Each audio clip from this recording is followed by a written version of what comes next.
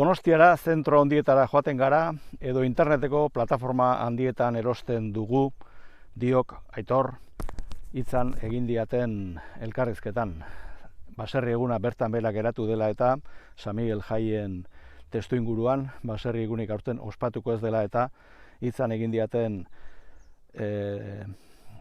elkarrizketan. Donostiara joaten omen gaituk, horregatik nahi alduzuen, Merkadona horregatik ekarri nahi alduzuen Lazkaora, Donostiaraino joan beharrik ez izateko, eskerrik asko. Lazkaotarrok ez diago nahi, Merkadona bezalako oparirik ez diago nahi, ez. Ez Lazkaon eta ez Goierriko beste herri txiki batean ere. Lehen dauzkagunekin nahikoa eta gehiegi badiagu. Izan ere, zuzenean kalte egiten ziek horrek, ez dendari bakarrik, baita bertako ekoizlei ere, alegia bertako baserritarrei ere. Eta horrekin batera udaletik beste formula bat pentsatzen ari gara, diok. Eta ez alduzue behintzat, oraingoan EH Bilduren proposamena delako hankaz gora botako.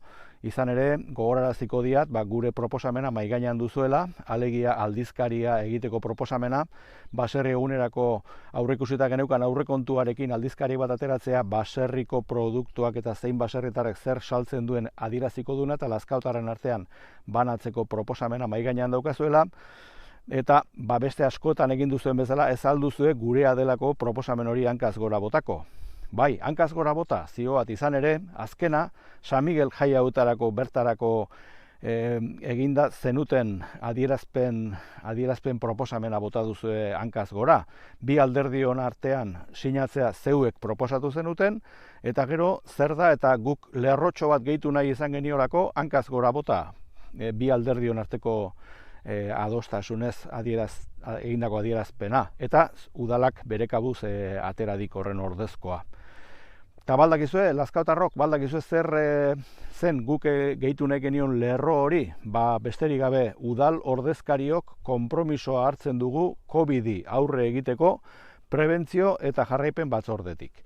Horixe da udalari gustatu ez zaion lerroa eta horregatik ez du bi alderdion artean sinatu nahi izan, naiz eta hasierako proposamena beren aldetik etorri. Bada ea ez den gauza bera gertatzen aldizkariaren proposamenarekin, alegia EH Bilduk proposatu delako hankaz gora botatzea alegia, eta zergatik desio dugu hori, beste biderik edo bideoberik ez zaigulako bururatzen baserriko produktuak herritarrengana helarazteko une honetan. Bizitzen ari garen garai honetan, informazioa ezinbestekoa da, eta hori aldizkari baten bidez herritar guztion artean banatzen baldin bada, hainbat hobe.